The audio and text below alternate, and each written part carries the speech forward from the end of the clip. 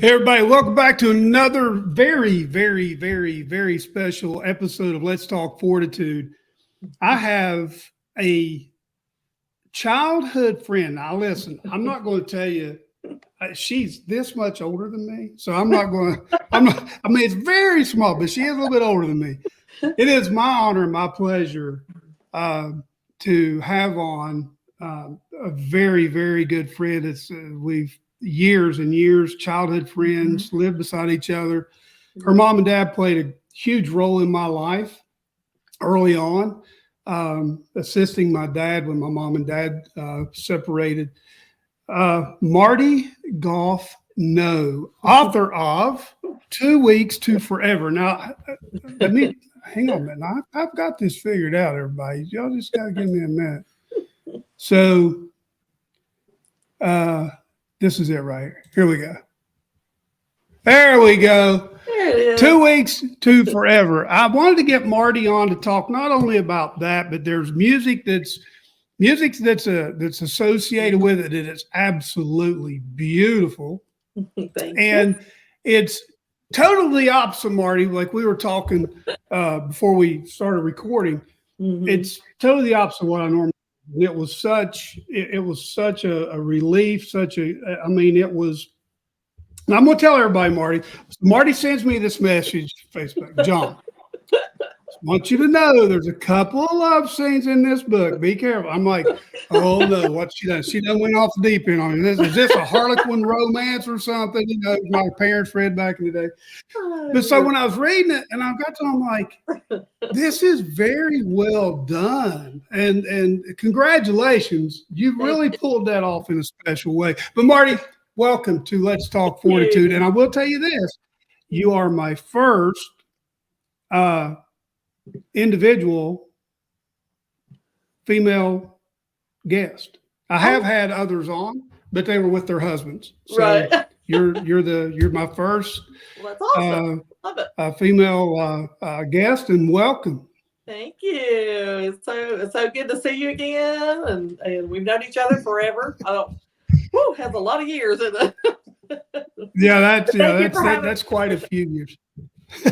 Thank you for having me. So anybody that's from the Logan County, Chapmanville, West Virginia area, Logan, West Virginia area, that's about our age, will remember when the Corridor G was built. That was the first. Well, actually, that was the second section. I think the first was over through Holden area because Dad used to take me over there and watch him build the road on Saturdays. Yes. But when Marty and I lived there, was your all's your all's house wasn't moved from the river, was it? From over on the riverbank like everybody? Because that's where Bob and Betty Bledsoe's house was moved from over there. I think Julie, what's her name, that lived there beside you all that was the really bad diabetic, wasn't her? There was several houses moved from over on the river. No. To put that through. No, I don't think it was moved. There was a big cornfield. Do you remember that? There was a big cornfield behind our house. Oh, yeah. They remember that? Because we used to shoot. Charlie Plaster's house was one of them. Yeah, Charlie Plaster's house. It was right behind you all. I can remember that, Marty, but don't ask me what 2 + 2 is, okay? Don't ask me what my middle name is. Don't ask me how old I am, but I can remember Charlie Plaster. That's because we were scared. So yeah, his was one of them was moved. Bledsoe's was one of them. Yeah. That's Airport Road. Airport Road. Now your mom lives in Hidden Valley. Yeah, Mom lives in Hidden Valley, not far. I pass by our houses all the time, going to Mom's. So yeah. Cool. Well, just so everybody knows, Marty's dad and mom pastored. Which Baptist church was it there in Chapmanville? First Baptist. First Baptist. How many years did he pastor there?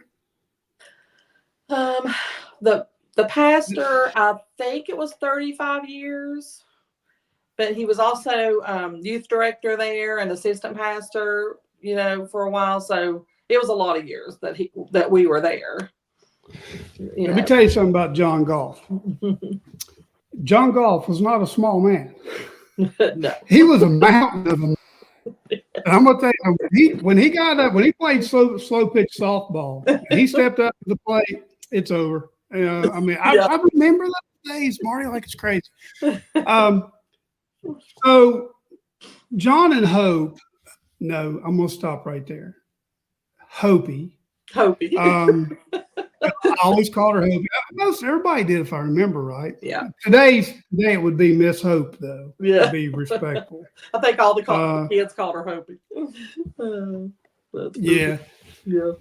So when Mom and Dad separated, it was just me and Dad. Dad got custody of me. Dee went to be with Mom. She was older than I was. She could decide. I think it's kind of like a joint custody thing.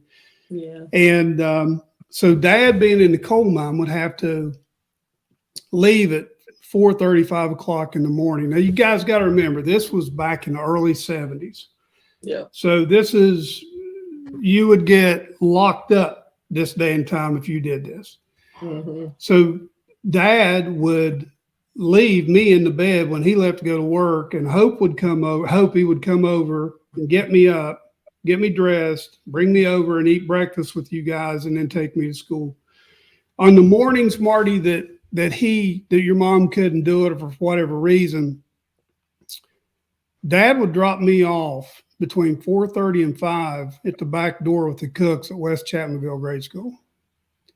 So they let me sleep through class. Yeah. That whole year, because everybody knew everybody back then. Yeah, we all knew. And it really set me back. Yeah, my 4th and 5th grade years in school really set me back. But your mom and dad played a huge role in my life. Probably was the first ones to save my life. Yeah. And I wanted to make sure that I honored your mom and dad in what they did to help me. And hopefully she'll watch this and she'll probably be saying, John, will you shut up and let Marty talk? No, she would. You're getting ready. I'm getting ready to tee you up good. Listen, they love you. Daddy loved you. Mom she still talks about you. We talk about your family and all the fun we had around the circle. So yeah. So hey, listen, I was meaner than a striped rattlesnake, man. I know there wasn't nobody wanted to be around me. It was, oh man, it's a good thing that Jesus got a hold of my heart, because I tell you what, I was bad news. And another thing that Marty's dad did, so when I got out of the military, that's why I felt like I had my calling to the ministry, and I still do, and this is my ministry now, is my podcast, and so your dad was instrumental in getting me into Bob Jones. And so whenever I went down there, you went to school there, it is not geared to the working parent. It's geared to the student that lives there on campus. It's just, I made it a half a semester, and I forget what that doctor was. He knew your dad really well. He's the one that actually got me in school. Anyway, he pulled me off to the side, pulled me in his office. He said, John, because my grades were struggling. I was working and trying to go to school and watch Richie, because Evie was traveling through the week with Pete Marwick doing audits. Yeah. And I said, man, I can't do it. But anyway, it was a great experience. Mm-hmm. Yeah, I'm going to tell you, it's but you get an education there, and I'll tell you that right now. So Marty, if you would do me a favor, and I'm going to tee you up now. Just tell us a little bit about you and how you met your husband, and how many kids you've got, grandkids, where you live. And listen, I'm going to tell you something. I had Reggie Woodrum on here. He's from over at, I'll think of it in a minute, over around Seth area. Mm-hmm. And has a little barber shop. He traps coyotes. Wonderful man. He preaches periodically. Ridgeview. And great interview, and it just took off. Yeah. So no. I am very proud of where I was born and raised. I no bones about it. I bleed blue and gold. I love West Virginia. Now, Marshall fans, I'm sorry, but Chad played ball there. I'm Marshall too, but I'm not going to bleed green, blue and gold. And but I'm just an old West Virginia hillbilly. I'm a mountain man, and so Marty is from the deep southern roots of West Virginia as well, where Right. she lives, and Yeah. some of the most wonderful people you'd ever want to meet in your life are down there. So just start off and tell us a little bit about you, and then we'll roll into your book here in a little bit. I've lived here. I've lived in Logan, West Virginia my whole life. Of course, I was raised in Chapmanville. Was actually born in Ohio, but we didn't live there long. Dad was in school there, but my majority of my life has been here. And went to school and went to Christian school. Dad and Mom had the Christian school at our church, and I graduated from there, and that's where I met my husband. He was in school there too, and we actually have experienced love at first sight, he and I. And when I wanted to write my book, I wanted to write about someone that would experience what I've experienced. And matter of fact, their family had come to the school to just look at things and, see what was going on. And we were actually in choir class, and I was in the choir standing at the front. And after school, I ran straight home, and I said, Daddy, I want to know who that boy was right now. And he said, what boy? I said, that boy that was sitting in the back of the class. And he said, oh, well, his name is David Noe. He's going to come to school here next year. And I said, that is who I'm going to marry. That very moment. I hadn't even met him yet. That is true. That's story. Amazing. That is a true story. And then when they came to school in September, and 2 weeks from the time of school, we started dating. We were 16 years old, and have been together ever since. We've got 3 beautiful daughters and 7 grandchildren. We've had fun. It's been a fun life. So but one thing I've done a lot of things in my life. I've taught Sunday school and youth group and Bible club, and I was a registered nurse for 18 years, and taught music at the Christian school. And let's see, what else have I done? Theater. My daughter has a theater that, and I've done plays with her, and this and that and the other, and played the piano for church. But one thing I've always wanted to do, and I never did, was write a book. And I'm 60. Well, I was 60 years old at the time. I'm 61 now, but I thought, you know what? If I'm going to do it, I better do it. So, man, you're this much older than me. No, I'm just joking. I'm just joking. I'll be 60 in May. No, I just turned 61, so I am older than you. I knew I was older than you. Oh my gosh. But that's what started that journey, and it was so funny because my oldest granddaughter, Kiara, she's at WVU, by the way. She's in college, and we love telling each other our dreams. That is one thing that she and I do all the time. She'll dream something and she'll call me, and I'll dream something and I'll call her. And I had a dream, and it's the first 5 pages of the first chapter is the dream, and of the book. And I called to tell her about it, and she goes, "Oh, Grandmama, you have to write that down. That sounds just like a book." And go figure, right? That's what started it. Yep, that's what started the whole thing. So have you been over there? Have you been to Italy where you wrote about? No, Paris, but no, I have not. Or Paris, but have you? Yeah, France. Yeah. No, I have not been to Paris. I am not a traveler. Probably the farthest I've been is Michigan North and Florida South. That's about it. Look, I don't want to give out any spoilers, but how did you know about that room at the theater? That's for real, right? Because you posted a picture. Everything, every place in my book is for real. It's actually a true place. Yes. That room is beautiful. Yes. And I put pictures on my, Facebook page, the author's Facebook page. And because I wanted people to, once they've read the book, if they go back and look at those pictures and see that these are actually true places that the characters went to. And but it was a lot of fun. It was a lot of fun just researching it and thinking of places that they could go, and that Tate could show her, because he's a famous person. He's got plenty of money, so he just took her and showed her all the things that she would wanted to see. And I don't know, I had a lot of fun. I just kind of living through my book, I guess, because I have never been there before. A lot of people think I've been there since I've written that book. And I thought you had. I mean, you wrote it. I mean, I've been to France. So I was in the Navy. I've been to France. So I mean, what you're describing, I mean, I'm seeing it. Yeah. So great. I'm like, man, I got to ask her, when did she go over there? I mean, so I'm telling you, it was very well done. Anybody that reads it will not be disappointed in any way. I can tell you that right now. It is a fantastic, fantastic read.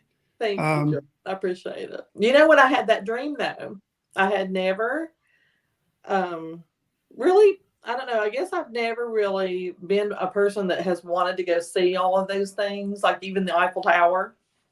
But when I had that dream, I guess I've seen it somewhere, I dreamed about that road with the sidewalks on each side, and they were standing just like the cover of my book. Mira and Tate were standing on each side of the road. And that was actually a picture that I dreamed about. And that when I looked the reason I actually looked that up to see what it looked like, and that was a true thing. That really looks like that. So I don't know. I guess I'd seen it somewhere at some point in my life, but.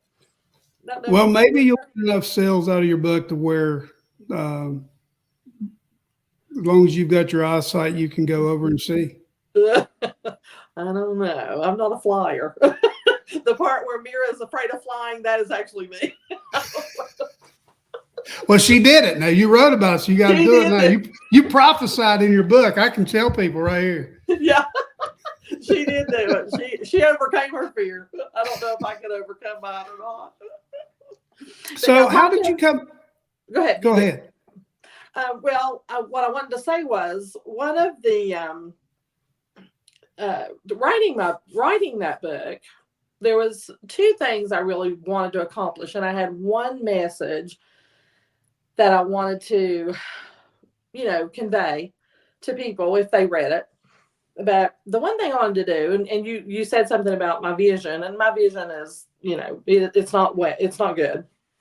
But one thing I wanted to write a book that someone, if they were visually impaired, would be able to see it, is pretty well. Because I told you I listen to audiobooks mostly now.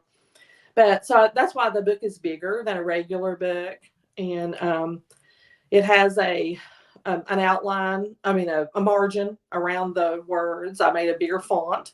The print of it is bigger. And there's always a blank page. I don't know if you noticed that or not. On the left side of the chapter, that is people. So when they flip through, someone that's visually impaired can see that very well and see where the chapter begins. Yeah. So those things were important to me to do when I wrote this book.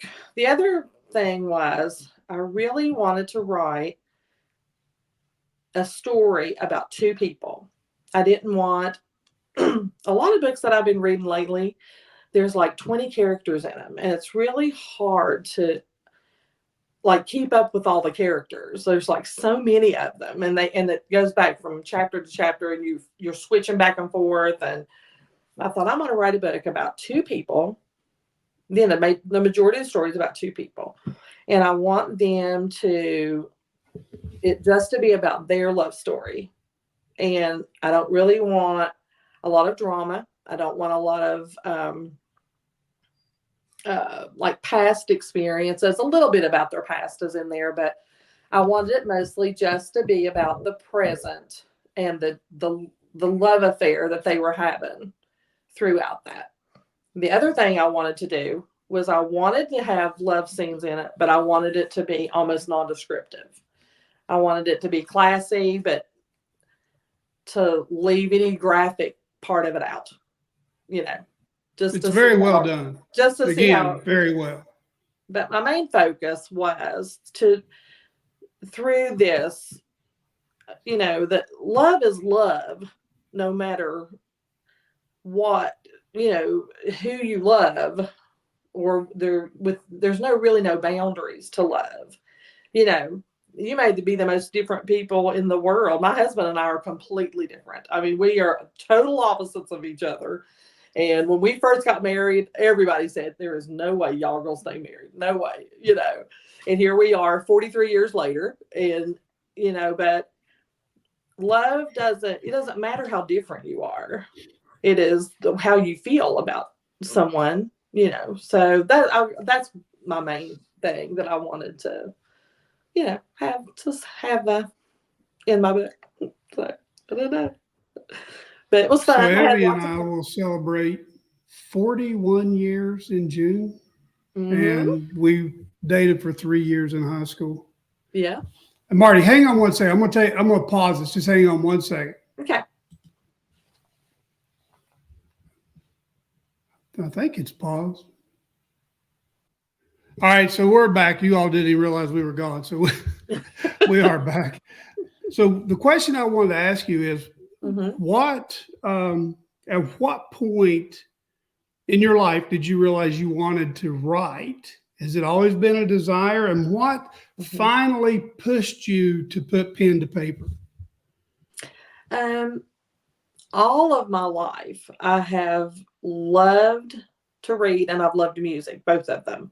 And I guess even when I was a little girl, my grandmother, my mom's mother, she was a reading teacher, and she taught reading and writing. And of course, my parents are both teachers, but I always wrote stories, and poetry was my main thing. And then I would write poetry, and then I would put it to music, But I can remember I was at my grandmother's house. I was probably about 10 years old. And I told her, I said, I'm going to write a book one day, Grandma. And she said, you can do it. If you want to do it, you do it. Of course, I've written tons of books. I've probably got 10 books, poetry galore, songs galore that I've written.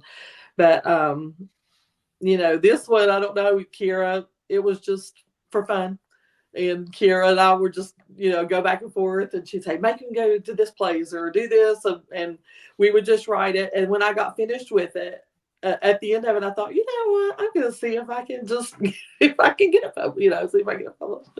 But so it really was just for fun and something I'd wanted to do. And I'm getting older, and, if I don't have my vision at some point in my life, I wanted to do it before that. So it's been an awesome experience.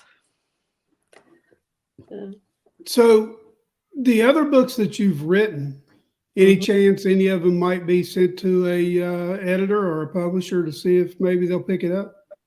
I mean, I would like to. This was kind of my teacher book, I guess. So I've kind of been through the editing and all that, and know I can do it. So I'm actually typing a book right now that I've written probably about 10 years ago, but it really means a lot to me. It's not just a love story about two people that,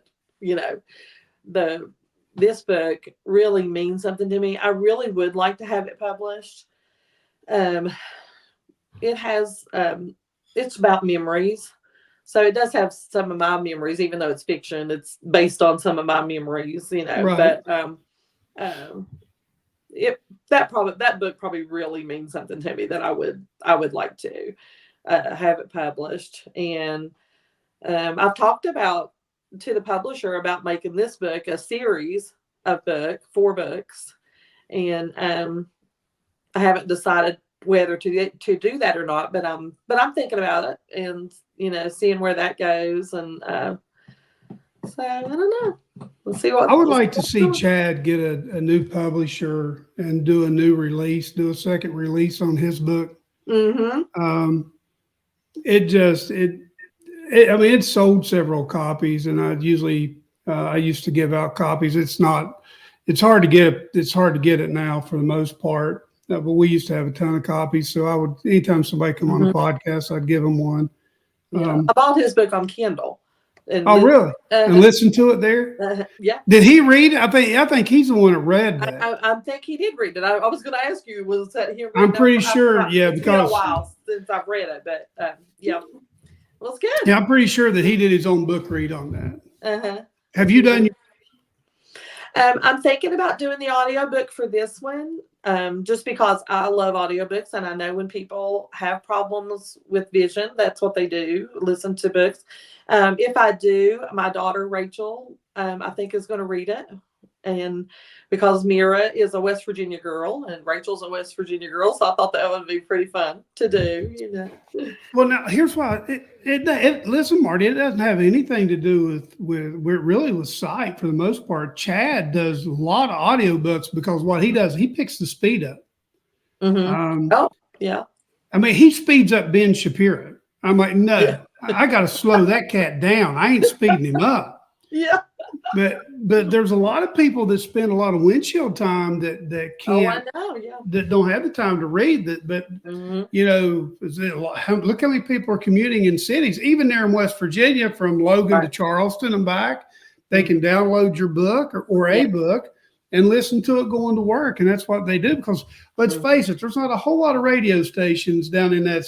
You know, even if you have Sirius XM, the you know, your connection is sporadic at best. Oh no! When I used to go up in Clay County, I couldn't hardly get any reception. Oh, I know. When my brother lived in Florida, when I would go visit him, and then I have other family in Florida too, I would listen to a book all the way to Florida. I mean, 14 hours. I would have to listen to a book all the way down, all the way back. So I've been listening to books and they were on cassettes. That's when they were on cassettes.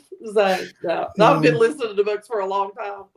I tease Evie's sister, Faith. She's quite a bit younger than us. So when we were dating, we took Faith everywhere with us. She was our ticket to get out of the house.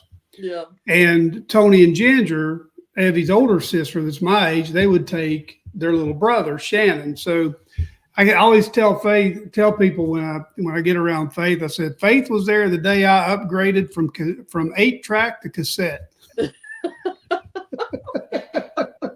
We've been through all those. Oh my goodness! I thought CD was it, and now you had MP3 or MP4, and now you just Spotify and iTunes. It's incredible. Hey, the music. How did and again, I don't want this to be a spoiler. I want to give people enough to where it intrigues their interest to go buy your book. I don't think that's a spoiler. So the music that you have them to sing in the book, where did that come from? How did you put that together? Because it was amazing how you brought that together, and only a musician could do that. I had no intention. I mean, I knew he was a singer, you know, when I was writing the book, and I did want to put the concert in there, but when I started writing the book, I didn't really have any intention of doing the music. I was going to write the words in the book and leave it at that. And then just the more I thought about it, when I wrote I Choose You, which is the song that they sing together, I loved those words. And I was down at my mom's house one day, and one of the things that I do with Mom, she sits on the couch and I play the piano and sing to her all for hours. That's her thing. She likes, and I was just sitting there, and I had those words in my head, and I was just playing, and a tune came to me, and I started singing it, and Mom was going, "Oh my gosh, that's beautiful." And I said, "I know, I love that." And then that's what happened. And then Tate, my male character, he sings a song, at the concert. And so I just decided, I thought, you know what, that's going to be fun to have someone read my book and then be able to go and listen to the music that's in the book. And then if I do the audiobook, the music will be ready to put in the audiobook. So, I don't know. How long did it take you to put the notes to the lyrics? 30, 45 minutes, I guess. Oh my goodness. It wasn't long. I mean, I just sat there and did it, which I've been writing music forever, John. I mean, that's just one of the things I love to do. My girls and I used to sing at church, forever. And we still sing when we get together, but of course they're here and there and everywhere right now. But, we just all love to sing. And that's just, What about your grandbabies? Yeah. Oh gosh, I've got, they love to dance and sing. Of course, I've got 2 grandsons that, are rough and tough and playing ball and video games. But my girls, they love to dance and sing, all of them. Then, of course, Rachel has the theater and, a couple of Maddie, a couple of them, and Heidi, and they've all been in a play before. Rachel's talked everybody into being in a play. So we've all been there. But yeah, we've had a lot of fun. And my youngest daughter, she went to school for music and has a beautiful voice. And we just a bunch of our family just we love to sing. We love music, so it's just part of our life. It's what we do. But it's fun. So who sings these songs that you've got recorded? Well, my female voice is my daughter Rachel. Her name is Rachel Noe Maynard. She's married. Beautiful voice. And she, one of my favorite voices ever. Those are my children, or my daughters, and my granddaughters. But Rachel, she just, when I decided to do it, I asked her if she would do it, and I said, your voice just reminds me of what Mira would sound like, my female character. And then I didn't really have anybody in mind for Tate's voice. But I did want someone that sounded like a very smooth, like a smooth voice and kind of velvety, and Levi had actually been in one of the shows that Rachel had done, and Rachel and I called him one day. We were down at the church just singing and stuff, and he said, I would love to do it. And so that's how it came about. He just decided to do it and help us, and it was a lot of fun. And we had a really good time. I love them. Of course, I'm a little prejudiced, but I think they're both beautiful songs. And I wanted them to be love songs because it's a love story, So, but that's how that came about. And I'm very proud of them. I love them. I tell you, I got my book, and when I got that book in the mail, when they sent me the copy of it, I was so excited. I just couldn't hardly contain myself. But when I actually turned YouTube on and saw my song on the songs on there, and that music was on, I was like crying. I was a mess. You're going to have to make sure that when we get off of here, I'll give you my phone number. You can do it that way, or you've got my email now. If you want to do it that way, email me the links, the YouTube links. I'll put those in the description. Yeah, amazing. Below when I post this. Mm-hmm. And anywhere your book's available, we'll go over that too. So what was their reaction when they actually got in the studio and recorded this music? Yes. You all sat down and listened to it back. I mean, what was the reaction? Oh, well, every time they sang it, I cried. Every time. I am not joking. You can ask Rachel.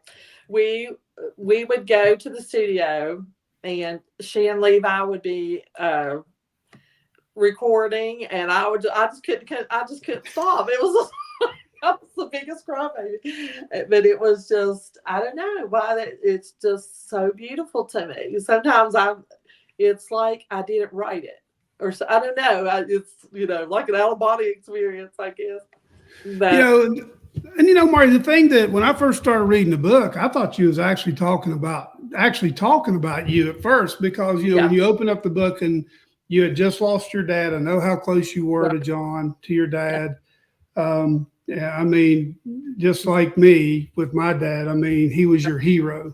That's right. And like I said, he was a mountain of a man and Mhm. always was. And then when you watch what cancer does to somebody like that, it's just it's hard to watch. It really is. And it's those memories we have of, like I'm talking about when I'd see him step to the plate in a slow pitch softball game when I was little. And those were the days when he was actually still, I guess, the principal there at Chapmanville High School, right? He was the dean of men first, and then he was the assistant principal and principal. Yeah. And so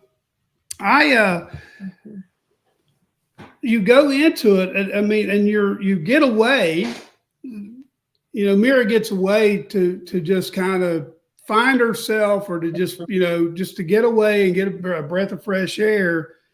And man, when she gets out of that taxi, it's on like Donkey Kong. Yeah. And it is, that is true. It'll grab you. Yeah. It'll grab you and it'll hold on to you. Like I said, it's very, very well written, very well done. And, man, congratulations. What an awesome book. Thank you. And I'm not done talking. We're not done talking here. So I do have some questions for you. Okay. Do you all still call John Little John, or is he John now? Well, I'll tell you, the people. I always knew him as Little John. I call him, of course, I call him John, but there are people that are still around, especially people that we went to school with, that will still call him Little John. If I'd seen it to be, hey, Little John, it would just, that's just like when I see your mom, Hobie, he wouldn't care if you called him Little John. How old is your mom now? My mom just turned 87. Yeah. Dad? 87. Dad just turned 85. Oh, yeah. I was thinking mom was older, but mom and dad were older because mom and dad are the same age. But now Dee Dee and Mary Ann were pretty close to age, right? I think so. I feel like was Mary Ann about a year older than Dee Dee? She may have been. Now Dee Dee was 3 years ahead of me, so Dee Dee would have been 63 now. Okay, yeah. So Mary Ann's 4 years older than me, 4.5. So she'd be 2.5 years older than Dee then. Yeah. So she's at least a year and a half older, maybe 2. Then I knew she was a little bit older. I can't remember. Mary Ann, I'm sorry, we sit here talking about how old. Man, they're going to kill us. Oh, Mary Ann's going to kill us. Tell her she's not allowed to leave a thumbs down on this video or a nasty comment. I'll watch it with her and I'll turn it down during this part. Okay, I got to ask you a question now. Okay. Do you remember, because this is my absolute favorite memory of us being friends. There's 2 of them. Do you remember when we used to go in your house and get in that fireplace? Do you remember listen, I don't remember that, but somebody mentioned that not too long ago. So you're not losing your mind. Oh no, I know we did it because we got in trouble for it. And your mom would get so mad at us because we would it was that. Do you remember that fireplace? Yeah, it had that screen that come around it. It was in what we called the TV room. Yes, right. And we would get in that, oh my gosh, and we would get dirty and we'd get in so much trouble. Okay, see if you remember this one. Do you remember running through those weeds and getting sliced up? So, listen. The ones in our houses? Yeah, it's that grass. It was that grass. What do they call that now? If Evie was in here, I could tell you. It'd slice you over because Dad burnt that down every year. Oh, I know. But we would make that tunnel through that, and we would have little cuts all over us. Oh, it'd eat you up. It's like razor blades. Why did we do that for? So I got one for you. Do you remember stomping the snake? I remember stomping the snake. Yes. Why did we do the craziest stuff? That is. Oh my gosh, yes, climbing the tree. Hey, do you know that I used to take a butcher knife down to Minnie Tomlin's when her tulips would get up outside her fence, and I'd take a butcher knife down. I'd cut them things down every year. I got spanked so many times over that. Oh my goodness, we were rascals, weren't we? I'm telling you, I was meaner than a rattlesnake, man. It's 1,000 wonders anybody want to do anything for me back in them days. Some people would say I ain't changed none, but you know, good thing Jesus got a hold of me. I'll tell you that right now. Me too. Me too. I was ornery too. I'm telling you. Mom used to yell at us. Oh, we were something else, weren't we? Oh my goodness. So what's next for Marty?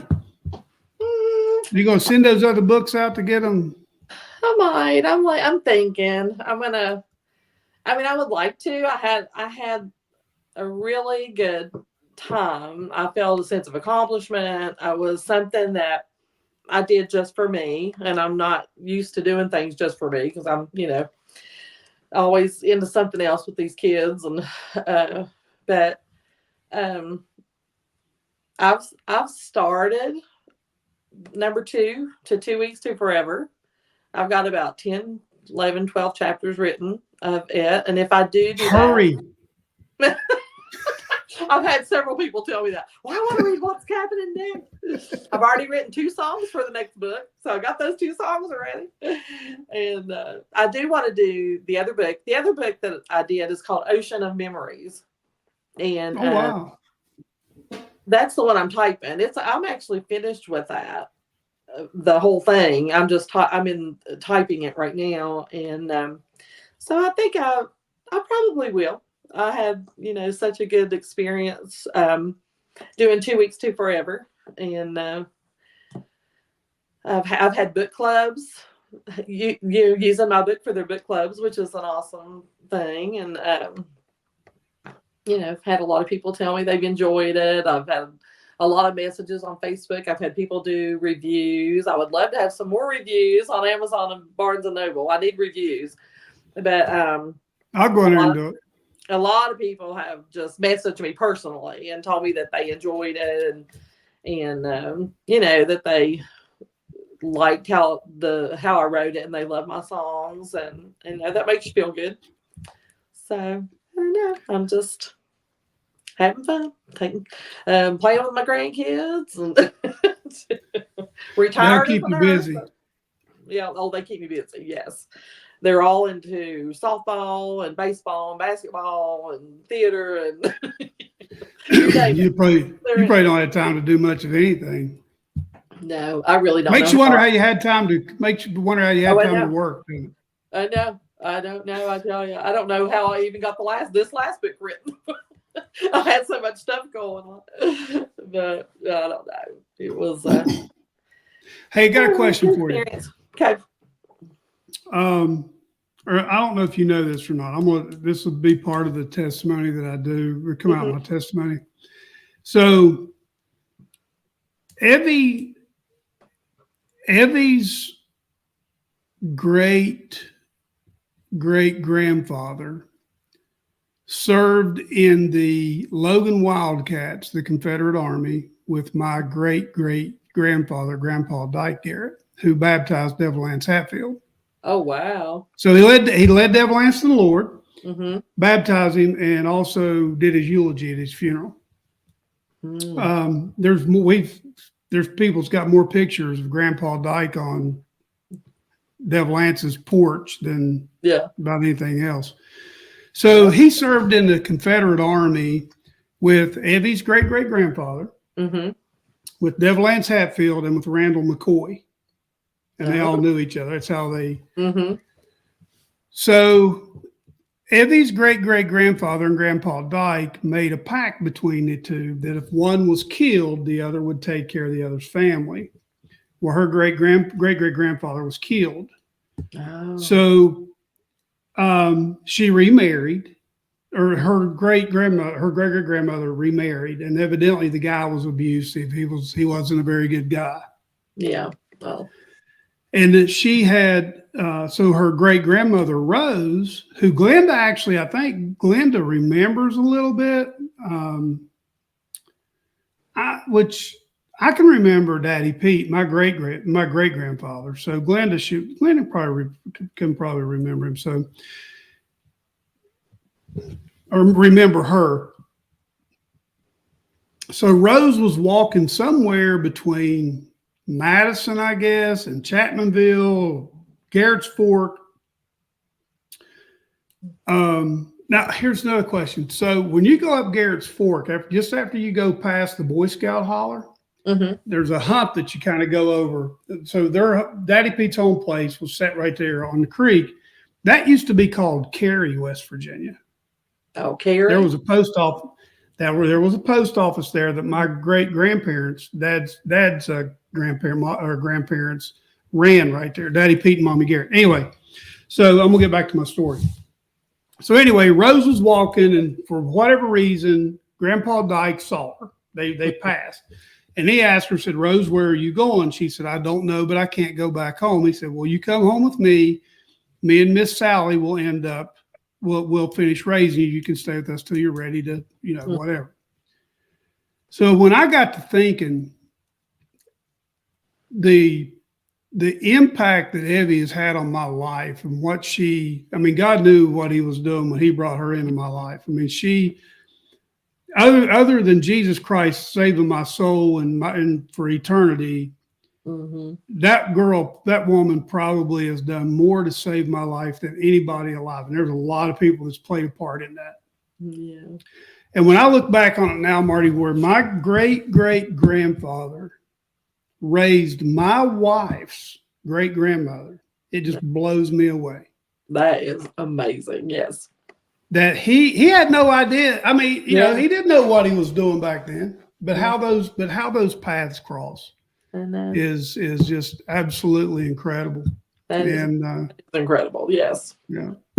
Yeah. And when you just look back, your mom and dad didn't have to do what they done. My mom and Papa Garrett didn't have to do what they did.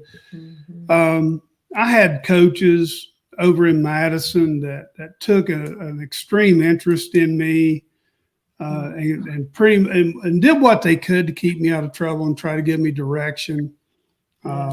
Dad worked 24/7. There was times I'd go a week or two and I'd never see Dad because he got up so early and went to work. Right. So when I got up, he was gone. When he got home from work at 5 or 6 o'clock, I was out playing or out doing something. So he was in the bed by the time I come home. Yeah. So if he worked Saturdays, it would be Sunday that I would see him, and I could be gone before he ever got up, Sunday morning. So anyway, it's a crazy, it's a crazy world, and God doesn't work by or happenstance or, everything by design. And my parents loved you. I mean, and they loved Dee Dee too. Of course, you and I were best friends, so we were together all the time. But, I know that Mom, she still talks. She loves you now. I mean, she said, "Just tell John I said hi. I love him." So. I love her to death, and my dad thinks the world of your mom and dad. No, well, they think the world of him too. So, we had some fun. We had some fun times in the circle. That we did. Yeah, I know. Some of my fondest memories. Well, some of the things I used to just wow me. I'd be like, "Oh wow, I want one of those." Is when your uncle rolled in with his boat. Oh yeah, we love to get in that boat. I never did get to go out on it. I was like, "Man, that's nice. No. I want one of them." No, but we get in and sit in the driveway. Yeah, well, we did that. Well, we drove it all over the place. If you want to put it that way. Yeah. It's hard telling where all we imagined we were going. Listen, he always had a boat. Uncle Judy, he always had a boat. We had the best time in it. Hey, so I would like to ask you this. I know what happened to Madison and Danville area when the coal industry tanked, and how the corridor pulled a lot of business out of Madison and took it all to Danville area. And kind of the same thing happened in Logan, but I don't know that did it happen to the extent that it did in Madison there in Logan? Because are there still quite a few businesses downtown, or are they all moved out of there? I mean, there's a few. It's nothing like it used to be. No, we've had a few come in, but a lot of those buildings are empty. Yeah, I think Madison. I think Logan's a little better than Madison is because of the, all the businesses that went up toward Walmart up on Corridor G there. We have a lot of stuff up there now. So I know a lot of downtown is not still there, but we have a lot of businesses in another place still in Logan. And I know Madison and Danville don't, have that. But so I think it just moved from where it is. There's still some things downtown, but not a lot. Mm-mm. I'll tell you one thing you all got going for you over there that is awesome, and that's the Chief Logan Lodge. That has the lodge and the cabins and stuff up there. You can't get in them things there unless you call 2 or 3 years out. You can't get in them. They are packed. They're always booked up. Every once in a while you can catch one, but they're booked up a lot. And that they have that rec center now. They're getting ready to they're putting soccer fields down there for the kids near there, which is really yeah. They've started playing soccer here in Logan. And so that it's really built up over there. That's the Chief Logan Park. You can drive all the way through now, all the way from the Corridor G all the way through to route. Now I didn't know that. When did that happen? It's been a few years, but it's a really nice drive though. You know where the pool is. You just drive. You keep driving, and you come all the way out on the 4-lane. Wow. Yeah. It's a nice drive. I'm going to wait till I talk to my dad because he didn't tell me that one. It's a nice drive. Did you know that the Boy Scouts sold the Boy Scout Holler? I did know that, yeah. So you know who bought it? I don't know if I do or not. Do I? Or maybe I did and don't remember. Logan County Commission. The commission? No, I don't know if I knew that. Yeah, Logan County bought it. Yeah. Tony Roberts kind of oversees it for them right now. Until they figure out what they're going to do. I was going to say, I don't know I haven't heard any plans of what they're going to do with it or anything, but. I tell you what, if I had $1.5 million, I'd go buy it from them right now. No, I know. And just leave it alone. I love that place up there. I would like to turn that into a retreat center. Oh, I know. I don't know I'm trying to think if you remember. Remember Dad had that camp for the underprivileged. Do you remember that? We used to do that camp. I can't remember if that was after you might have maybe after. The last thing I went to with you all was a church retreat up there. Oh yeah, we had church retreats there too. But ever since I was a little kid, we've had things, use the whole place, and that chapel. We'd have church at that little chapel, and we'd stay in the castle and have stuff in the mess hall, and it was so much fun. But we did a lot of church retreats there. Yeah, it was fun. Those are good. There's not an inch of either side of those mountains that I haven't hunted. No. When I lived with Mama Garrett, I lived up in there. It's so different now. Just life in general is different from the way we were, were growing up. It is. The flood that hit that place about washed everything out. It changed it somewhat. But it's a beautiful place. There's somebody, if they wanted to sell it for home sites, they could get their money back easy with no problem at all. There's no water up there, but it's down at Garrett's Fork. It's a road.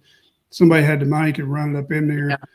But there's natural gas there. There's everything you need.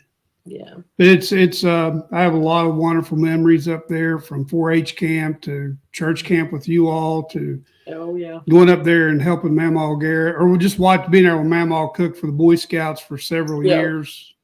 So there's a lot of that's where when we left Sunset Court, that's where Dad and I went, was to Garrett's Fork and live with Mama and Papa. I do. And then when Dad and Donna got married, we moved to Madison. Yeah. I remember that. Yeah. But it was everything happens for a reason, Marty, and that's what makes us who we are today. That's right. You know, it's how we handle it and what we do with it. Mm-hmm. I don't have any regrets. Um, I don't spend my time regretting anything that happened through my childhood. I want to spend my time being thankful for those that had an impact upon me. Yeah.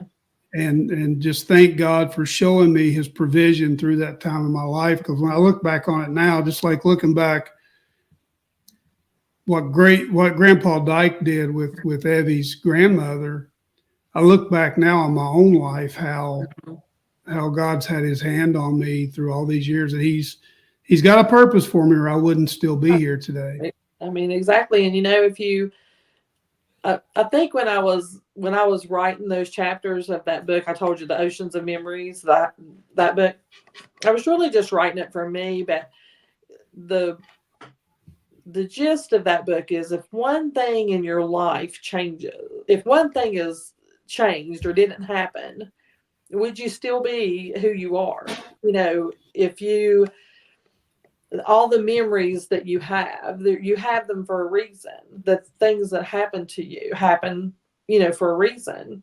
And if you didn't have that memory, or if it was a different memory, then you might not be the person you are. You might not have met the person you're married to. You might not have the children you have. You might not Right. have, all the things in your life could be different just because of one thing that was different in your life. And when you think of that, that is mind blowing, that one thing could change your whole life around. And it does. I mean, that happens to people all the time. Happens to everybody. So. Yeah. So, we lost Dee to colon cancer. Mm-hmm.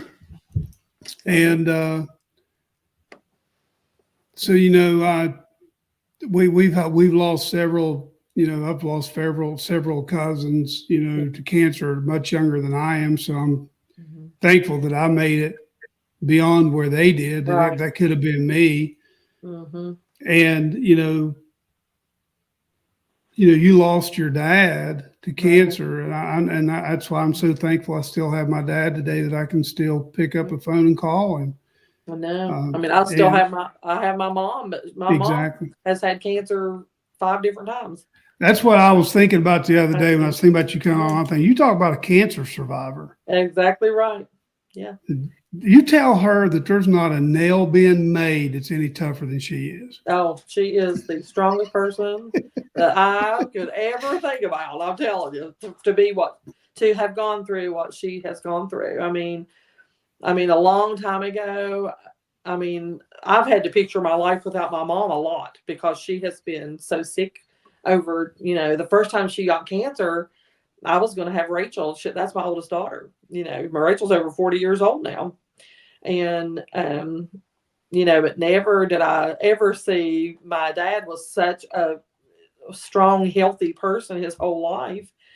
And that just goes to show you better have your life together and right with the Lord, because you don't know what is going to happen tomorrow or a year from now, or, whenever. But Mama's, she is literally a miracle. She has been through so much with cancer that her life is just literally a miracle. Still doing good. She's just, love her. She's my friend, my mom. So tell us real quick, where can they find your book? Amazon. And then it's also at Barnes and Noble, and Kindle and ebook. That's where you can find them. And I have links. I have a Facebook page that's Marty Goff Noe, author. It's my picture. And all the links are there. But now, if you go on Amazon and just search my book, it comes up. So you can order it from there. And all right. Now, the YouTube, if they want to listen to the song that's associated to the book, songs, where can they find that on YouTube? You can find it on iTunes, Spotify, Apple Music, and YouTube. And it's I Choose You, right?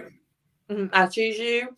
And I'm pretty sure, I mean, when I looked it up, I had to put I Choose You and my name in, Marty Goff Noe. Okay. So, yeah. And then the other song is My Forever. And then you just put My Forever, Marty Goff Noe, and it'll come up. And the picture on, if you go to YouTube or even on iTunes, the picture is the cover of the book. So, you'll know which one it is because it comes up looking just like the cover of the book. Yeah.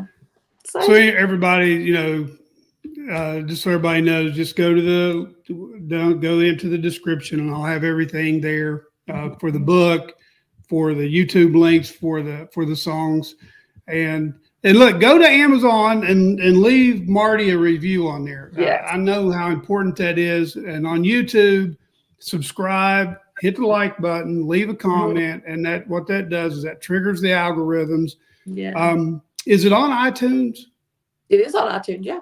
Mm-hmm. So if you go to iTunes, make sure you leave a review on iTunes because that's huge as well. It's really big on iTunes. Yeah. So the only place you're going to find us right now is on YouTube. We were on Spotify and everywhere you could get a podcast thing, but we're still in the revamping stages of what we're doing. Okay. My podcast falls under Chad's production company umbrella, Forerunner Productions. So that's where all my playlist is. There's a ton of stuff on there. Some of it is we have testimony on there. We have men that run retreats, like for King and Kingdom is on there. There's just an array of stuff that I've got my buddy Randy Beaujolais, former Navy SEAL. Well, you're never a former Navy SEAL. You're always a Navy SEAL. Always, right. It'd be like telling your daddy's a former pastor. Yeah, That's go try that. He would never let you say that. Never. No, it'd drive you in the ground. Just one good pop on top of the head, you'd find yourself buried to your waist. But Marty, thank you so much for coming on. And when you get that next book done, now that you know what to expect, we'll get you back on here. And please send your love, or send my love and my prayers to your mom, and to Mary Ann, and to Little John. I'm gonna call him Little John, so he can get mad if he wants to. Tell him not to leave a bad comment in there now. He won't. I haven't seen them folks, man. I've seen your mom. Remember, I came up there and visited with your mom a while back. It's been several years ago. Your dad, I can't remember if your dad was still with us or not. You did come one time when he was, I think, first sick. You came. Yeah, it's been a while. Yeah, and Dad wanted to come and visit with Hopi too, but that's when COVID was going on. Yeah, I know. That would have been so amazing if we could have all gotten together then. That would. He's coming back up there in a couple of weeks. Donna's brother Phil passed away, so they're coming back to scatter his ashes on a grave up there. Oh. So, and I'm just going to tell him, we'll say like that. I'll get you in contact with Marty if you want to go. If you want to go see Hope, you can see if it'll work. We'll try to work it out. Yeah. So just don't take no COVID in there. Oh, I'm not allowed to say that, am I? I can't use that C word anymore. Oh my gosh, I forgot. I'll have to try to do something to get that out. Marty. It is. We could sit and talk for hours. I know we could. And I appreciate you. I appreciate you having me on here and talking. I've had so much fun. And I told you it's just like sitting at the house and talking. It's just you're just on the computer. I haven't laughed this much on a podcast. We did one other podcast with a couple of guys. Grant Taylor, who's the former GM of Buck Commander. Willie Robertson from Duck Dynasty people who started, and his dad was on there, Mark Taylor, and we laughed. Oh my goodness, we laughed. Wonderful guys. He was raised, and this is just real quick. So everybody has a story, and everybody's story means something to somebody. Right. You don't have to be you don't have to be a drug addict. You don't have to be addicted to porn. You don't have to be an alcoholic. You know, you don't have to be a wife abuser. You know, you don't have to be those things. You can be pretty much what I call normal. But everybody, so crisis recovery says everybody has a habit, hurt, or hang up. And so if you think about that, yeah, I've probably got all that. At one time I had one off. And so, you know, I'm just very thankful that these men are come on, and people like you come on and let me interview them and have a great conversation and tell their story, man. That's, well, I appreciate it. Yeah, it's just like you. You know, you were raised by two. I mean, your family, man. I mean, they're incredible, and I love all of you. And there's hardly a day goes by that I don't think of you guys. No, we talk about it too all the time. Think about you and Miss Dee Dee and your mom, and so glad your dad's doing pretty good, and we'd love to see any of y'all anytime. Yeah, Dee did. Dee didn't have insurance. No. And I don't know if that's why she didn't go to the doctor. We didn't, none of us knew. Dad and I didn't know that she even had any issue. And it came, by the time it came out, she was stage 4. And she didn't have any kind of life. She was doing chemo all the time. She would have never been able to come off of it. If she would have gone to a colostomy bag at the very beginning, where they could have gone in and maybe removed what they could, and then did the chemo and radiation, it may have extended her life some. Because I know there are some people, if it's caught early enough, they may have to they may have a colostomy bag, but they still have quality of life for the most part.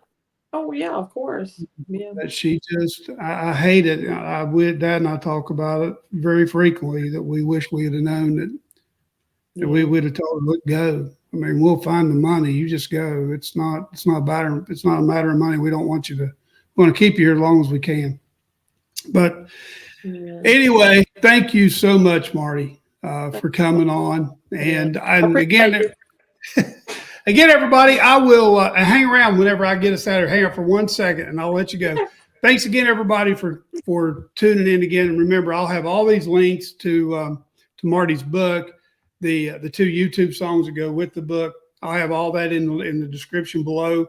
Also, if you would, please go to forerunnerproductions.com, forerunnerproductions.locals.com.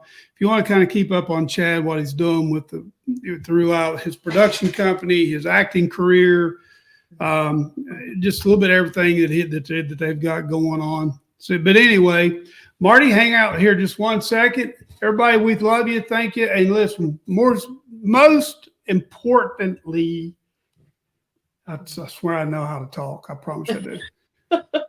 Is that Jesus Christ is your personal Savior. And that's why I put on Facebook this morning, there's no amount of money, no earthly treasure, no nothing that's going to keep you from going to the dirt if the Lord tarries. And when you go to the dirt, they can't get you deep enough, and they can't scatter your ashes far enough. You're still going to stand. You're either going to stand before the judgment seat or the great white throne, and the choice is yours. So we just pray that everyone out there know Jesus is their personal Savior. Marty, hang on 1 second.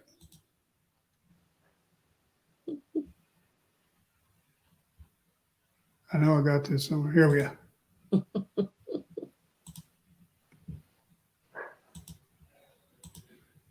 Well, it's not working. Anyway, we'll see everybody.